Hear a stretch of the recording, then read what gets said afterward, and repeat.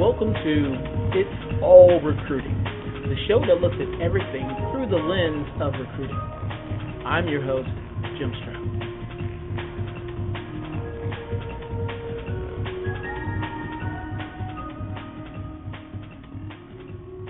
Ladies and gentlemen, boys and girls, children of all ages, welcome to another action-packed episode of It's All Recruiting with your host, yours truly, Jim Stroud. Hello, friends. I am very excited. Very excited. How excited am I? I don't even know how to explain it. I will be speaking at Sourcing Summit Asia next month, and I have a big smile on my face like the Joker or the Cheshire Cat from Alice in Wonderland. It's just all smiles, and I'm all excited because not only do I get to share and I get to learn, but I also get to hang out with some friends of mine over in Singapore and in Australia, for that matter. And as I was thinking about my semi-world travel through Asia coming up, I wondered what's it like to recruit in Australia? Because normally when I think of Australia, I'm thinking of Crocodile Dundee and Shrimp on the Barbie. But I know that won't get me very far if I'm going to be recruiting there or talking with people about recruiting in Australia. So I reached out to a couple of new friends who happen to know the Australian market pretty well, and I invited them to this podcast, and they were very gracious to join me here and talk with me. So if you would, new friends, introduce yourselves, who you are, and what you do. Hi Jim, thanks for having us. Firstly, so my name's Justin Babette, and I'm the CEO of Job Advisor, and we also have a new product out soon called Job Vibe, and I'm here with Tim. And my name's Tim Mullen, and I'm one of the co-founders of Job Vibe. Nice. Now, what is it that Job Vibe does? And tell me about your new product as well, just out of curiosity.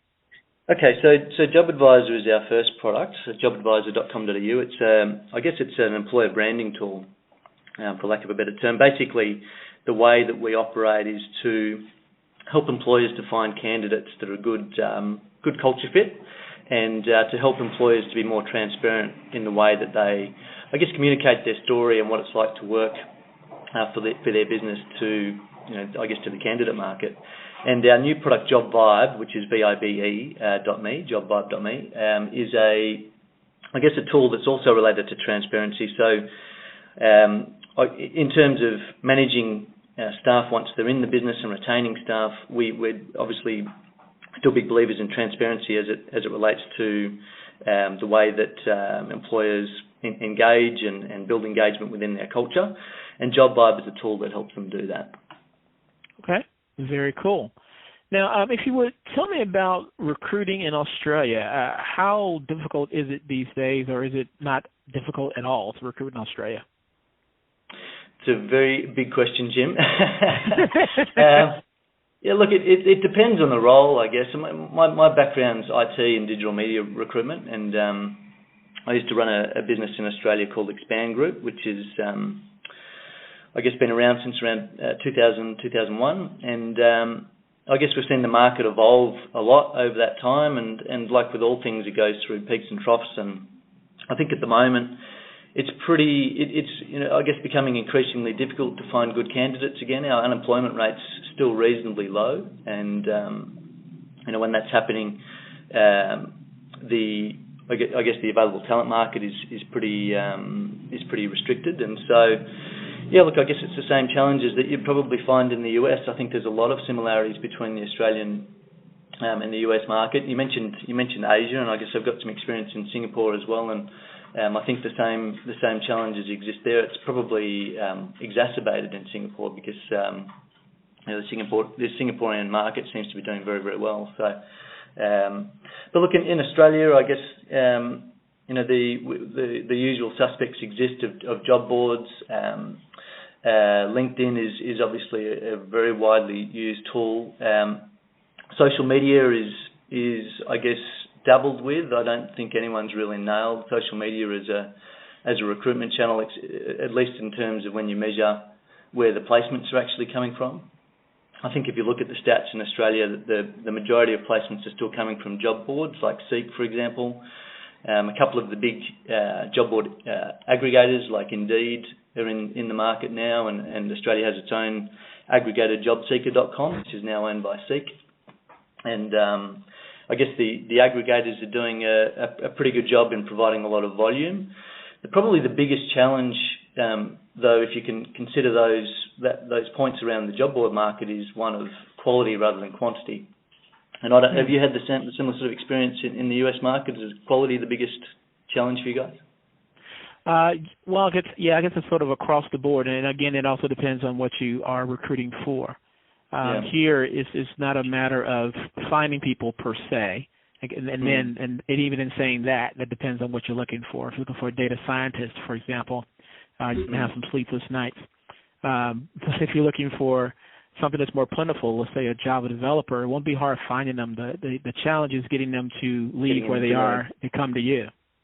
Yeah, exactly the same. Yeah, for example, with the sourcing through job boards, it's the same sort of thing. I guess it's a good analogy for the market in that you usually get a lot of applications, but not so many great candidates. And so, we're definitely finding in the Australian marketplace, and I guess take this with a grain of salt. I guess we sell an employer branding tool, but we're definitely finding that companies are focusing very heavily on how can they differentiate, how can they brand themselves as an employer in the market in a way that helps them stand out from the crowd. And I guess that's a reaction to the realities of that market where there's plenty of applications but not necessarily a lot of candidates. So most employers that we're talking to say that they'd like to reduce the quantity of candidates applying but increase the quality of candidates applying. So going back to my original comments around being a relatively low unemployment rate, the good candidates can take their pick in this market, and I guess that really starts to hone in on the necessity to be very good at attracting the right sort of candidates and putting the right sort of message out to market around why you might be a good employer, a good potential employer. That reminds me of the phenomenon of the millennials. They tend to, well, at least the stereotype is they hop around from job to job, so they may stay in a position for 2-3 years, maybe a little less than that. Then they're going off to the new adventure. Is that the same thing happening over there as well? Yeah, definitely. I think we're seeing a global trend towards, it used to be a job for life, and these days it's much more becoming, I guess, a freelance market, for lack of a better term. There's obviously still the majority of people are in permanent roles, but I think in line with that trend, we're seeing people change roles a lot more quickly. When I first started in recruitment back in the late 90s, changing jobs every 3 or 4 years was acceptable. It seems like as long as you've got 12 months these days on a resume, that's acceptable in terms of tenure and I guess sticking around and sticking it through with that job. So yeah, look, I think it's a big challenge for employers. I think that's probably why we've seen in the local market here a big shift towards trying to reduce the reliance on agencies as that turnover increases. The rate of hiring increases. Relying on recruitment agencies becomes very expensive. And not that I think there won't be always a place for recruitment agencies, but we're definitely seeing a big shift towards insourcing the recruitment function and building out the capability of internal sourcing teams. And so I guess that's coincided with that push towards employer branding and internal referral programs and all of the sorts of things that we're starting to see in the Australian marketplace at the moment is really just a reaction to the fact that the volume's increased. What's the demand for quality candidates over quantity of candidates? Is there what's the word I'm looking for? A fine line to walk between recruiting people inside of your country as opposed to recruiting expatriates or trying to relocate people from other countries over to Australia? I think in Australia it's always been pretty hard to recruit people from overseas, maybe because we're an island in the middle of nowhere. There seems to be a bit of hesitation. And the Australian government, in terms of the visa rules, they tend to change quite a lot and they're quite strict at the moment, which makes it harder and quite expensive. So, certainly clients that I've worked with at a recruiting level, as a majority, would shy away from bringing in overseas talent. There are certainly those companies that want overseas talent, but I'd say they'd be the minority. That just, again, exacerbates the whole local recruitment scene when we're sourcing from a limited pool of candidates. Having said that, if candidates have landed in Australia and are interviewing in Australia, they won't find it terribly difficult at all. And companies are very open to that. But certainly interviewing someone from the other side of the globe, paying for them to relocate and, I guess making a decision over Skype or phone is, there's still a lot of hesitation around that. What kind of job is if a job seeker were to vacation in Australia, say Sydney, for example, with the unemployment rate being so low, it's not hard for them to find a job. But what kind of job would be hard for someone to land in Australia? If my question makes sense there. Don't know if I could answer that. It's probably a pretty broad question to look at. I guess maybe I could approach it from the other side of things. Usually the roles that fill more quickly. So, for example, if you're in the American market or the UK market, certainly within my view of the world, within digital and IT, Australia seems to be a little bit behind those markets in terms of technology and innovation online. So I definitely think that people with those technical skill sets that have experienced the cutting edge in other markets will be in extremely high demand in Australia. So, I guess that's probably the best advice I could give around. If you've got experience within in an industry or a role type that would be considered cutting edge in Australia, you wouldn't find it difficult at all. Okay. Now, when you mentioned how you guys find your candidates, you mentioned the job boards pretty much and LinkedIn and the aggregators like Indeed.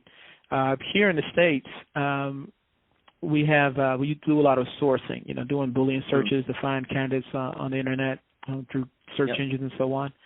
Is that a large phenomenon in Australia? You know what, Jim? Back in... We built our own resourcing team using Boolean and all of those sort of techniques back in 2005. And back then it was very innovative and very cutting edge. And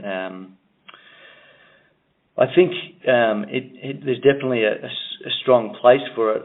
And I think it's definitely a growing industry in Australia, but I don't feel like it's taken off like it has in the States. And I feel like the reason for that is that companies have realised that it can be very expensive to focus a lot on that style of sourcing if you don't have the right sort of processes in place.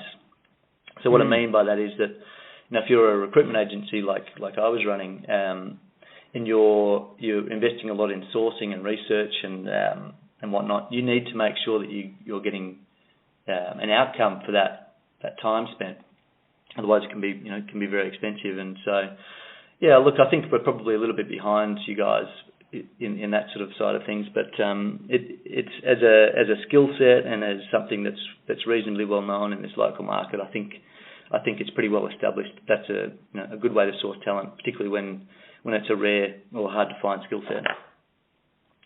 I imagine the candidate engagement there would be really strong since it's such a limited talent pool. And what I'm trying to ask is that. In Australia, I imagine that you guys would treat your candidates, give them a red carpet treatment, so to speak. Here in the States, some recruiters don't; they take them for granted, unfortunately, and they miss out on opportunities. I think that's a really fair comment. I think in this smaller market, you need to. I think from a recruitment agency perspective, I think the only way really to differentiate these days is through giving candidates the red carpet treatment. I mean. If we go back to when I started in recruitment, the agency with the biggest database wins, right? So, and that's how agencies used to sell themselves to their clients. We have the biggest database. Whereas with tools like LinkedIn and techniques like Boolean searching, really everyone has access to the data these days. So, I think the companies that will win are those that have got the better relationships. And certainly when you look at from a recruitment agency perspective. The agencies can win, can provide a lot of value to their customers when they understand their market segment, their candidate segment in a lot of depth, and they have very strong relationships with those candidates. And so that's an employer's challenge as well, in that most recruiters in-house at employers need to be quite broad and to be able to cover all of the different types of roles that exist, and therefore by nature it becomes very difficult to have a very detailed, deep knowledge of any particular candidate segment, and it becomes very difficult also to have a well-maintained, active talent pool of candidates. And so, I definitely think that's the challenge for agencies to build very strong relationships. And look, for employers too, it's absolutely critical. I think the employers that recruit in advance of roles. So we used to call it, we used to talk to clients about just-in-time recruiting versus over-the-horizon recruiting, and just-in-time recruiting being very reactive. We need someone to start tomorrow, and you go through the usual channels to try and source someone as quickly as you can. But the smarter companies that we've seen are definitely focused on over-the-horizon recruiting, where they've built their talent pools, they've built a good relationship with candidates, and it might not be a very big talent pool. It might only be a handful of people that they're, interacting with and conversing with on a regular basis. And those are the companies that are definitely doing the best when it comes to, getting those quality candidates. It makes so much sense. I mean, I'm probably preaching to a converted audience here, but it makes so much sense to build a relationship with someone over time, so that when it comes time to hire, they know that they want you, and you know that you want them, and you just remove so much competition for that quality candidate by taking that long-term approach. So, I definitely think approaching it from that perspective is the smart way to do it. I definitely would agree with you there. Ironically, though, a lot of the recruiters that I've spoken with in passing or at conferences and whatnot, they usually are swamped with 40-plus recs at a time, especially if they're a corporate recruiter. And so they feel like they don't have the time to really cultivate relationships when they have so many different jobs that they have to fill at the same time. So it's sort of a really catch-22. But what I'm hearing from you is that you have the advantage in one respect in that you have a tight market. So it forces you to be more proactive or over the horizon in your thinking. Well, I don't know if it forces you to, but it definitely encourages you to. And going back to your point, look, I totally take your point that a lot of recruiters have got a lot of recs, and there's just the reality of sourcing that many roles. 40, 50 roles. I mean, that's a lot of ground to cover, particularly when to be successful these days, you can't really rely on what I'd call passive sourcing channels. So job boards, for example, you really need to get out there and find people and contact them directly, and through LinkedIn or through your own sourcing through your Boolean searches, and that's very time intensive. And so there's a real there's a real need to find some balance around how you do that. And I guess if you're always being very reactive, you're always going to be in that important / urgent quadrant of the approach, where you're just busting your guts to fill all of those recs from a standing start. Whereas if you can find some time to be more proactive and start to build some talent pools, then gradually over time you can start to eat away at that very urgent reactive approach. But I guess the other thing is one of the interesting things we're seeing now is that there's tools coming out to really start to leverage the referral side of things. So I think if we look at most internal recruiters, employers' internal referral programs, they're pretty terrible, at least pretty terribly maintained, in that there's no real system behind it, and it's very time intensive to both collect referrals and keep referees up to date. So we're definitely seeing a big push for technologies that support that. So one of our partners is a company called peerbrief.com, and they have a number of tools that help to do that, so that rather than need to be very hands-on in, searching LinkedIn to find people that might be right for your role and reaching out to them, you can actually leverage the power of the crowd to do that. So pushing that I guess, that responsibility out to other people within the business, employees within the business, to then reach on out to people that they know. And so I think we're definitely seeing tools that are coming that will buy recruiters a lot more time and still enable them to be very proactive in their go-to-market. Very good point, because I was having a conversation with someone about that just the other day. I was arguing that a good recruiting strategy may entail a good retention strategy. There's a song, there's an old blues song that says it's cheaper to keep her, meaning that it's cheaper to keep your wife than to divorce and have it cost you half of your wealth. In terms of retention, which is definitely a hot issue here in the States, and I believe globally, I imagine that would be a very hot issue over there with unemployment being so low that it's, I imagine it's paramount to hold on to the people that a company has, because it just alleviates the problem of trying to recruit somebody to replace them. Is that the case? Am I guessing right? Absolutely. Well, look, retention's I think always been a big issue. We all know, as you say, how expensive it is to recruit someone, train them up, maybe pay a recruitment fee, or at least have a lot of time and effort go into finding that person.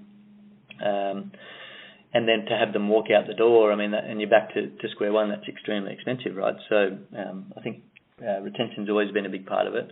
I think that was actually one of the key drivers behind wanting to launch Job Advisor. So, I think where a lot of employers get it wrong is that they don't understand the power of being transparent.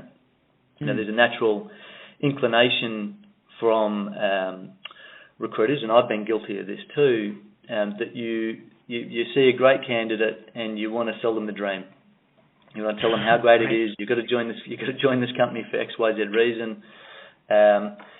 And when you do that, invariably it becomes very easy to set an expectation that can't possibly be met. And when that happens, invariably that candidate, once they start and become an employee, they'll be let down, or at least have their trust eroded in that company. And I think that's where retention issues really begin, is when it's a mismatch of expectations, and expectation management, I think, is really the most critical part of the recruitment process to get right. With Job Advisor, I guess our sell, if you like, to employers is to say, get it right at the outset. Be honest about the challenges and as much as you are about the opportunities. And if you do that, you will turn away some people, but you'll actually more often than not attract the right sort of people that are going to stick around for the long term. And that's I think a really critical part of the recruitment process that is very easy to forget. And I think the other thing around retention is people are starting to realise that a successful placement isn't necessarily the best source. It isn't necessarily the best measure of candidate source. Really, one of the best measures of candidate source is retention. And going back to my earlier point around referrals, referrals have been proven time and time again to be the best source of candidates that stick around. And that's why we partnered with PeerBrief. We really see employer branding on the Job Advisor platform going hand in hand with a world-class referral program. If your employees are going to be, or even indeed if other people outside of your business are going to be referring your company as a potential employer, then you want to be able to give them the information that they need to effectively sell the organisation to their friends and colleagues, but also sell it in a very honest and open way. I think you've got very little chance of getting employees to repeat the marketing spiel about what it's like to work for your company. It's much better to have them repeating a heartfelt, honest appraisal of what it's like to work for that company. It's much more believable and much more trusted, and I think that's how you get the quality candidates. If you can build a high degree of trust in the candidate market about what you're saying is true and accurate, and then I think you've set yourself up not only to attract the best sort of candidates, but also to retain them. So true. You mentioned earlier how also as well, just to sort of backdoor that a little bit, you mentioned how the sources of hire tend to be the job boards and LinkedIn and so forth, but no one is really doing social media or social recruiting, leveraging it that much in Australia. I'm curious, and I say that because as you mentioned retention, as you mentioned the ways of keeping people in your company, with social media being what it is, people talk, and I'd imagine if you have a bad culture, word would get out fairly quickly, and in a small environment or a more limited population, that's going to spread even further, even faster. So I imagine that culture would have to be like a paramount thing that companies have to be concerned with. Yeah, look, I guess it depends on how you define social media and what you're using it for. So I think social media is brilliant for branding. It opens up, Job Advisor is designed to do this, but also anything like Facebook, for example, or Instagram opens up the culture of the organisation so that you can get a real sense of the people behind it, and that's what any candidate is going to be primarily concerned about, is the people behind the brand. And so social media can be a great storytelling platform, and again, Job Advisor is designed to help you do that in a real authentic way, so that you not only show you the pictures and the videos and talk about what it's like there, but you back it up with real life stories. In other words, reviews, right? So I think that's a big part of it. But I wouldn't say that there's no one using social media. I think that there's definitely people using social media. I just don't feel like, as far as a mainstream channel, it's necessarily the panacea of sourcing. It's not. And I think going back to my original comments, in terms of where candidates are coming from, I think there's a shift. There's definitely a trend away from job boards, but still job boards would be the primary source of candidates for a lot of companies. And if you threatened to most recruiters to turn off their ability to advertise jobs, you'd probably have a rebellion in most organisations. So, but that doesn't mean that there's not opportunities. And so I think the big opportunities, as you say, are around building, I guess, a reputation, if you like, and understanding what people are saying about your brand and understanding what people are saying about working for you. And I guess rather than ignoring it or trying to suppress those sort of conversations, it's much more advantageous to join that conversation and to guide that conversation. To be a part of the community, if you like, and that's where the big opportunities are in social, whatever the platform for that. And part of that as well is I always equate recruiting to find people. I always equate the apply now button like a buy now button on an e-commerce website, right? So the same sort of marketing fundamentals apply. And so how do you market a product? Well, you can ram it down people's throats and say buy now, buy now, buy now. Or you can be a thought leader and you can be producing a lot of content that adds value to the community and really establishing your brand and a lot of goodwill around your brand as a brand that knows what they're talking about, they care about the community, they're adding value. And I think it's the same for recruitment. And social channels are a great way to be able to to be thought leaders in the industry and to add value to the community. So when you do that. When you do that effectively, I think you're really starting to leverage those channels in the right sort of way to get a recruitment outcome as well. Well said. Before we wrap up, I'm realizing that I might be overlooking Tim. There's been kind of quiet there. You wanted to interject then? Sorry, Tim. I'm just enjoying the conversation. Very cool. If somebody wanted more information about Job Advisor, for example, or Job Live, I'm going to add links to that in the description, but for the sake of those listening right now, how can they find out more information about your company? Yeah, well, I guess the links are a good place to start.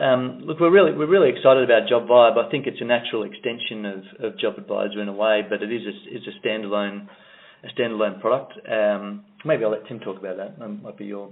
Well, I think it's just been interesting to listen to the conversation, particularly around retention, because I think, as you mentioned, Jim, that when it comes to that, the culture and the engagement piece globally, I think we are seeing this explosion in the interest in that specific sector. And I don't think it's necessarily something that has always that hasn't been there per se. It's just that people haven't been perhaps as vocal as they are nowadays. And some of the stats that you see are quite staggering. A great report came out from Deloitte earlier this year about the Human Capital Trends report, and particularly looking at that when talking about retention, that about 2/3 of the people that responded to that are looking at updating those retention strategies in the face of a huge demand for people looking at culture as the one thing they want to get right when it comes to being part of their organisation. So that's where we see JobVibe playing a very key part. We're very passionate about trying to make a workplace transparent and trying to give people the tools that, to make things simple when it comes to actually listening to feedback and acting on that as well. Because there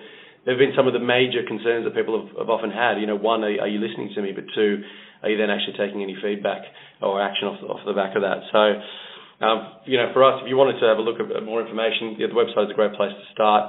And the tool, we're seeing more and more traction every day. So, but it's something I think, as I said, we're more interested in about helping people than anything else, because we've seen a lot of stuff in our own time in our respective organisations. So, yeah. Very cool. Well, I look forward to hanging out with you guys hopefully soon when I go over to Sourcing Summit Asia later on next month. Time flies. And we'll hang out and talk some more about all of this then. But until next time, thank you so much for being on It's All Recruiting. Thanks, Jim. Chat to you, mate.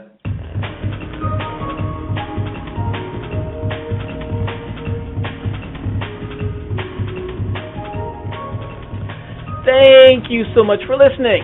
If you were not there, then I would be here talking to myself. So thank you for that.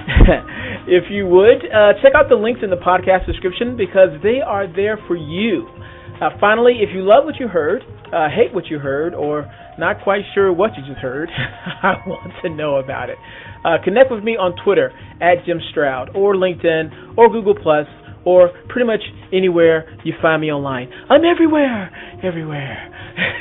Okay, enough of that. Until next time, one last word spoken 3 times to my people at Randstad Source Right. Love, love, love.